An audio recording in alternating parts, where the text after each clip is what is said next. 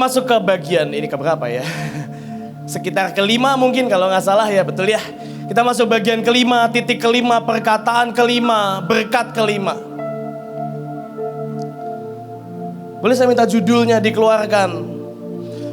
Penuai kami dapat bagian tentang tangan yang dipaku, perkataan Thomas, dan doa Yesus terakhir di kayu salib. Saya coba rapel semuanya. Saya berdoa ini jadi penjelasan, jadi panduan untuk apa yang akan kita kerjakan sampai jam 6 nanti. Mazmur 22 mencatat ada sebuah nubuat.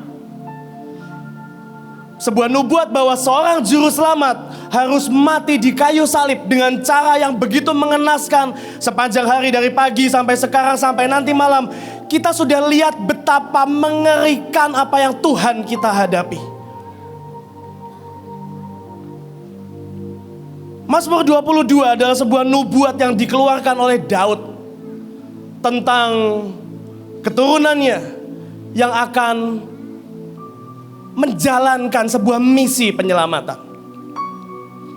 Mazmur 22 ayat 16 mencatat seperti ini. Sebab anjing-anjing mengerumuni aku, gerombolan penjahat mengepung aku. Mereka menusuk tangan dan kakiku. Tadi sudah dijelaskan kenapa harus pakai mahkota, kenapa harus melewati memar, kenapa harus lewati cambuk. Satu lagi yang harus dilewati, tusukan di tangan.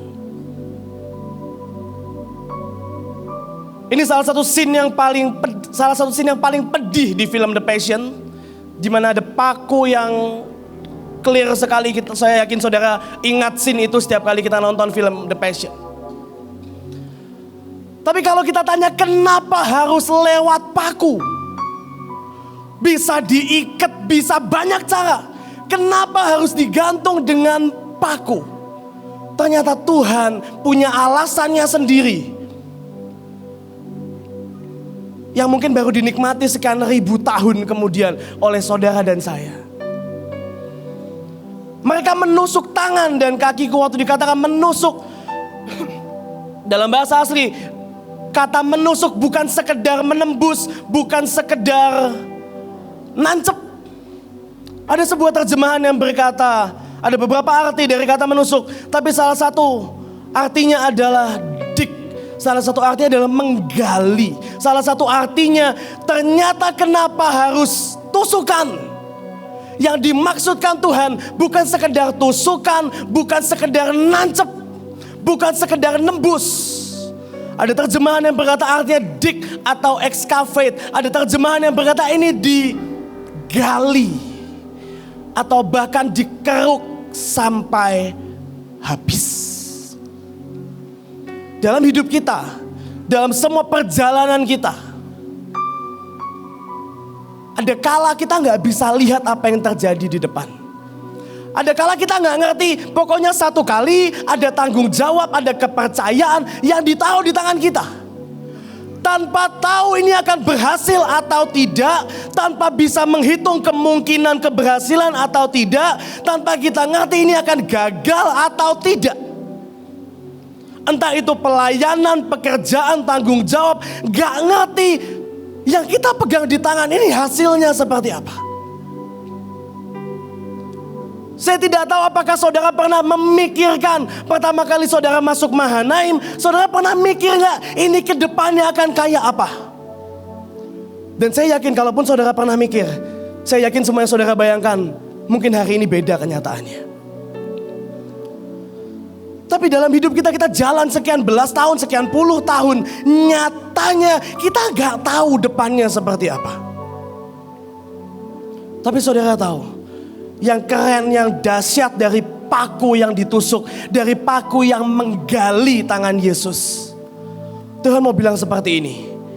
Ini bukan tentang tanganku, kata Tuhan. Ini gak pernah bicara luka di tanganku, bolongan di tanganku, no.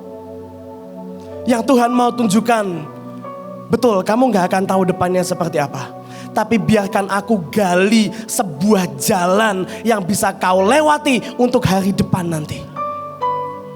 Kita nggak pernah tahu, saya nggak tahu dikasih roh kayak apa di tangan saya. Sudah 3 tahun saya juga nggak tahu ujungnya kayak apa. Tapi satu hal saya tahu, tangan Tuhan digali demi apa? Demi yang di tangan saya punya masa depan. Demi semua yang saudara pegang, termasuk istrimu, anakmu, keluargamu, punya masa depan. Ada tangan yang harus digali duluan. Apa yang digali? Jalan ke masa depan yang cerah. Berapa banyak dosa yang dibuat oleh tangan ini? Tentunya lebih banyak dari berapa sering tangan ini jadi berkat kok. Tapi ada tangan yang 2000 tahun lalu dibolongin duluan, digali duluan. Simple. Supaya 2000 tahun kemudian dan seterusnya, tangan-tangan yang selanjutnya punya harapan dan masa depan. Tapi gak cuma excavate, gak cuma digali sampai habis. Arti kata menusuk, yang lainnya bicara trade, bicara ditukar. Yang Tuhan mau bilang gini, daripada tanganmu yang berlubang, daripada pekerjaanmu yang bocor, daripada berkatmu yang bocor, daripada pelayananmu yang bocor, biarkan aku tukar tanganku yang bolong duluan. Itukah arti kata menusuk, trade, ditukar. Yang ditukar nasib, masa depan, kelangsungan hidup, semua ditukar lewat mana? Lubang yang menembus di tangan Yesus. Ditutup dengan terjemahan terakhir yang artinya buy atau membeli. Waktu dia lubangi tangannya, tidak semena-mena karena ya mungkin titik lukanya gak ada yang lain. No, tidak sereceh itu. Kenapa harus digali? Kenapa harus ditukar? Simple. Finalnya, ujungnya Tuhan mau beli masa depan saudara dan saya.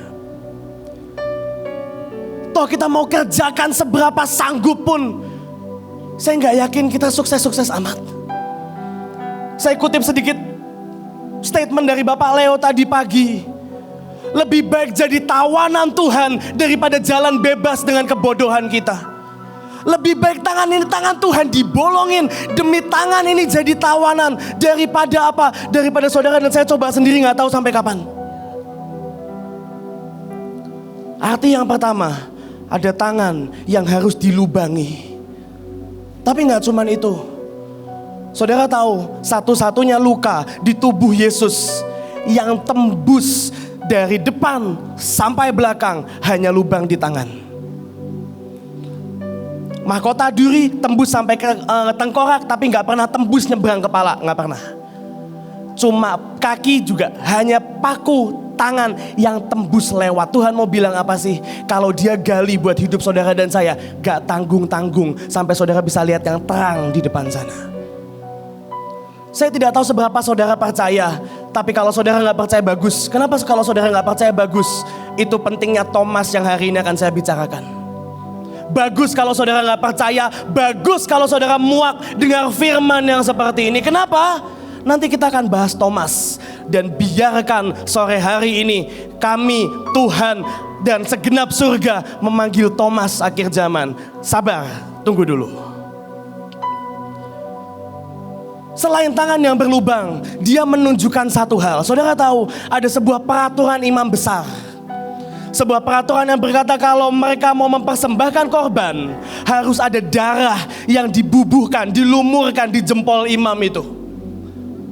Tapi saudara tahu, saya yakin saudara tahu juga, nyatanya imam coba bubuhkan darah lembu, darah domba, darah merpati, darah tekukur sekian ribu kali pun gak pernah bisa menebus dosa. Sampai tibalah satu darah yang dibubuhkan secara otomatis mengalir ke seluruh telapak. Gak cuma jempol, seluruh telapak.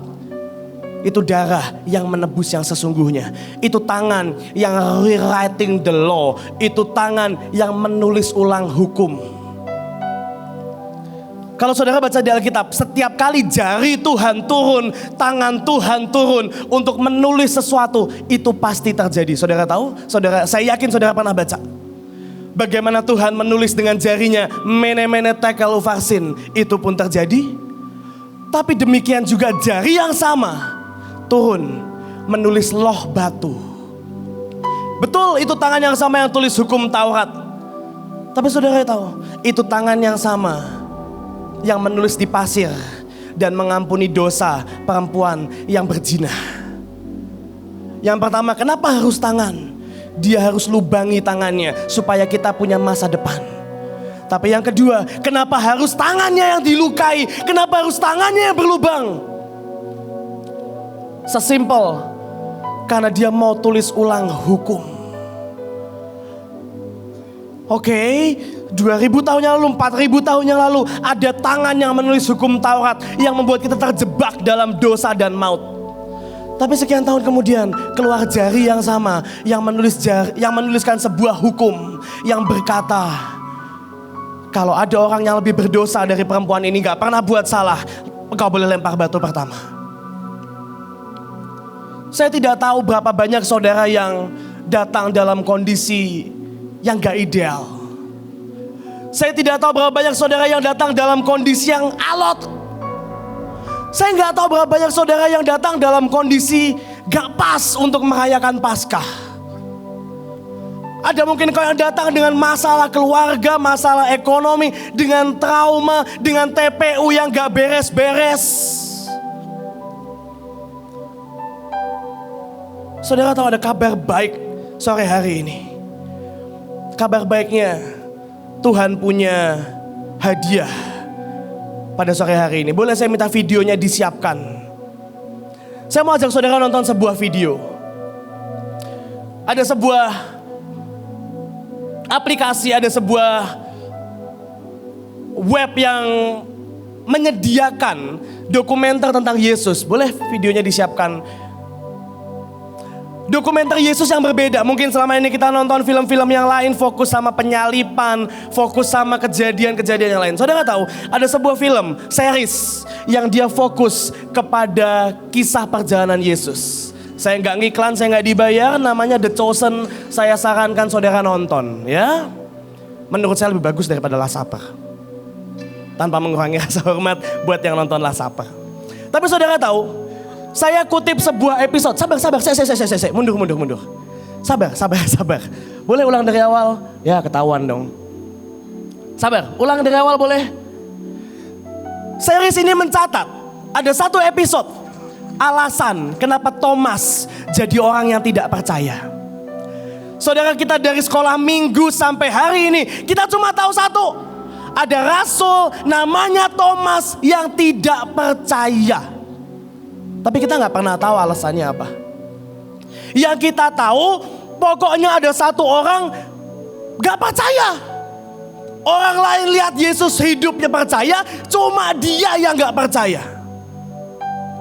Dan kabar baiknya, buat saudara yang sama gak percayanya dengan janji Tuhan, buat saudara yang sama gak percayanya dengan lawatan, buat saudara yang sama gak percayanya dengan semua sumpah yang Tuhan berikan, sore hari ini hadiah yang Tuhan siapkan. Boleh saya minta videonya di play dari awal? Satu kali Yesus ngajar di bait Allah, terjadi kerusuhan. Thomas berusaha kabur. Dan saudara tahu yang dia gandeng siapa?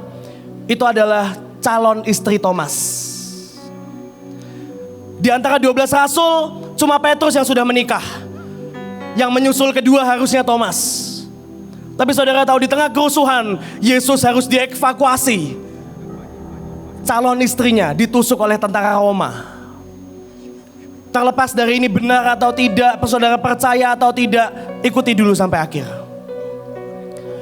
Yang paling mengenaskan dari kejadian ini adalah Yesus ada di situ. Yang paling mengenaskan, kita tahu Yesus bisa bangkitkan orang mati, Yesus bisa sembuhkan orang sakit, dan Yesus ada di situ. Dan saudara bisa lihat, Thomas tanya, engkau bisa sembuhkan dia kan? Jawaban Yesus, ini belum waktunya. Dan sakit yang Thomas simpan berjalan sekian lama. Saudara tahu, sampai berkelanjutan di mujizat terakhir. Mujizat terakhir waktu Yesus membangkitkan Lazarus. Berapa banyak dalam hidup kita menyimpan luka, menyimpan dendam, menyimpan pertanyaan yang besar. Bahkan di tengah kita lihat extravagant love, kita lihat transera, kita lihat anggur manis, kita lihat Lazarus dibangkitkan, kita lihat bangsa-bangsa, kita lihat lawatan.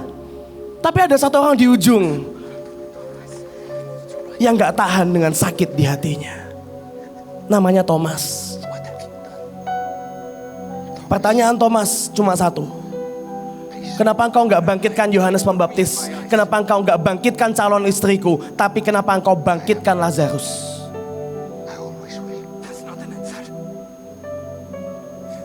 Cukup videonya, saudara. Ini pesan Tuhan pada sore hari ini. Saya berbicara buat engkau yang kau sudah jalan di tempat ini sekian tahun. Saya bicara buat engkau yang jalan bersama Mahanaim, Bahtera, engkau simpan luka dalam sini. Ya lawatan betul. Tapi kenyataannya aku pulang ada yang mati di tanganku. Betul kita lihat mujizat yes, tapi kenyataannya yang ku pegang gagal. Betul aku lihat pekerjaan Tuhan, betul aku lihat lawatan, betul aku lihat mujizat, tapi nyatanya pernah ada yang mati di genggaman tangan ini. Bukan tanpa alasan, ada paku yang ditusuk di tangan Yesus. Saya gak tahu berapa banyak saudara di ruangan ini yang engkau pernah mengalami ada yang mati di tanganmu. Mungkin kau pernah dipercaya satu unit, mungkin kau pernah dipercaya satu pelayanan dan gagal. Mungkin kau pernah coba kerja, gak berhasil sampai keluargamu susah. Mungkin kau pernah coba kejar studi, kuliah, gak berhasil sampai hari ini kau gak berhasil kuliah. Mungkin kau pernah coba beriman buat ke bangsa-bangsa, gak pernah berhasil sampai hari ini kau belum pernah ke bangsa-bangsa. Engkau pernah coba doakan orang sakit dan puncaknya bahkan saudaramu sendiri, keluargamu sendiri gak berhasil selamat.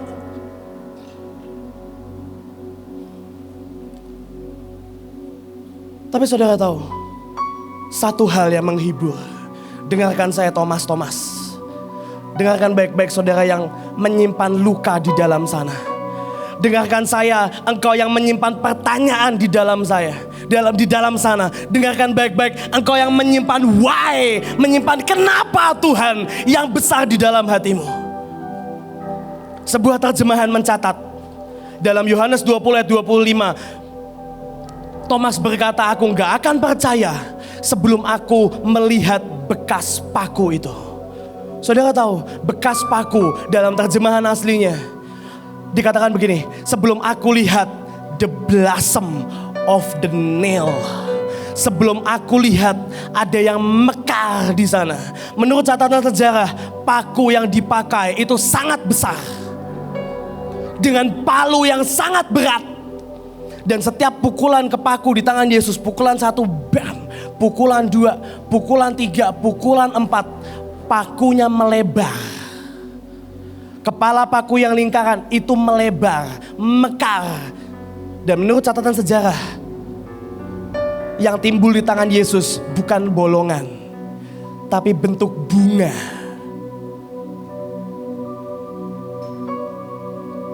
Kenapa harus ada tangan yang dipaku? Sesimpel, dia tahu 2000 tahun kemudian ada tangan-tangan yang pernah gagal. Ada tangan-tangan yang pernah pegang sesuatu dan mati. Kenapa harus berbunga? Tuhan mau berkata, gak peduli apa yang pernah mati di tangan saudara. Hari ini kematian Tuhan Yesus.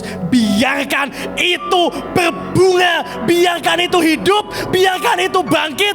Biarkan itu berubah di tangan Tuhan.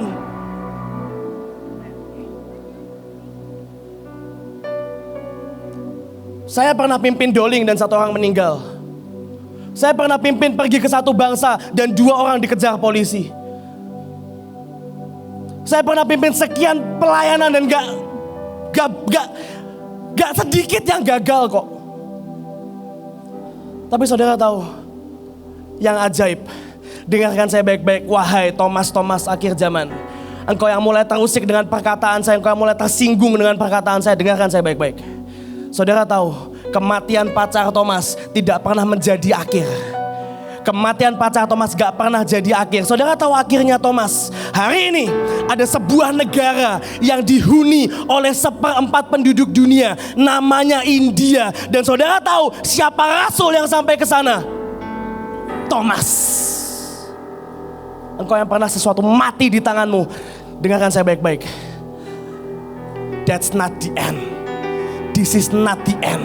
Saudara yang pernah gagal, this is not the end. Sesuatu yang pernah mati di tanganmu, ini bukan akhir. Saudara yang pernah gagal, ini bukan akhir. Sesuatu yang pernah mati di tangan saudara, ini bukan akhir. Camkan ini. Usahamu gagal, pelayananmu gagal, keluargamu gagal. Dengar baik-baik, itu bukan akhir. Thomas kehilangan satu orang, berakhir meninggalkan benih lawatan buat 2 miliar orang sekaligus. Hari ini apa yang hilang di tanganmu? Apa yang mati di tanganmu? Pelayanan, anak, name it, saudara boleh sebutkan apapun. Sore hari ini saya gak mau ngajak saudara mengasihani diri. Sore hari ini saya gak mau ngajak saudara berkata aku orang gagal, no. Sore hari ini saya mau memanggil engkau yang senasib seperti Thomas. Sore hari ini bangkit. Sore hari ini bangkit. Kenapa? Ada bunga di tangannya. Dan itu bunga yang menguatkan langkahmu dan saya. Itu bunga yang membuatmu jalan setiap hari. Sampai kita lihat lawatan terjadi. Satu orang Thomas meninggalkan benih buat 2 miliar. Saya gak tahu berapa banyak Thomas di ruangan ini hari ini. Saya yakin lebih dari 1. Dan saya percaya apa yang akan kita buat cukup untuk 8 miliar, 10 miliar, terserah penduduk dunia berapa. Itu akan jadi akhir kita semua. Waktu Thomas di ruangan ini bangkit, ujungnya perkataan Yesus di kayu salib berkata, ya Bapa, dalam tanganmu kuserahkan nyawaku. Yesus gak pernah mati. Dia gak pernah mati di atas kayu salib, no. Yang dia lakukan, dia membuka akses ke surga dan berkata semua kehendak, mimpi, tujuan, ambisi apapun itu, kuserahkan dalam tanganmu. Thomas gak pernah berakhir dengan kematian. Thomas gak pernah berakhir dengan kesedihan. Thomas berakhir dengan lawatan terbesar. Saya berbicara buat engkau Thomas di ruangan ini. Engkau yang mulai gak percaya. Engkau yang berkata saya pernah gagal. Saya pernah mematikan sesuatu di tangan saya. Saya pernah merusak sesuatu di tangan saya. Dengar saya baik-baik. This is not the end. Nanti Ibu Nita akan lanjutkan dengan altar call dan sebagainya. Tapi satu hal yang saya mau saudara ngerti. Kematian Yesus yang kita rayakan sepanjang hari ini bukan untuk saudara mengasihani diri dan meratapi kematiannya. Bukan itu poinnya.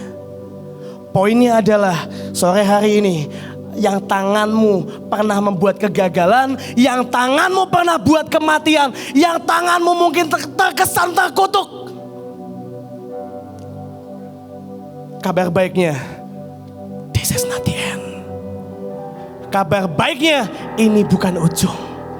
Kabar baiknya, hidupmu belum selesai. Kabar baiknya, Tuhan masih mau menyambung jalan destiny saudara. Kabar baiknya, tangan yang berlubang itu jadi jalan untuk masa depan yang cerah. Saya tidak tahu berapa banyak Thomas di ruangan ini. Tapi biarkan saya menyinggung perasaan saudara sekali lagi. Engkau yang berkata why, engkau yang tanya kenapa harus mati di tanganku, kenapa harus gagal di tanganku. Kabar baik sore hari ini, darahnya cukup untuk mengukir bunga yang indah di tangan saudara. Darahnya cukup untuk mengukir bunga yang indah di masa depan saudara dan saya. This is not the end.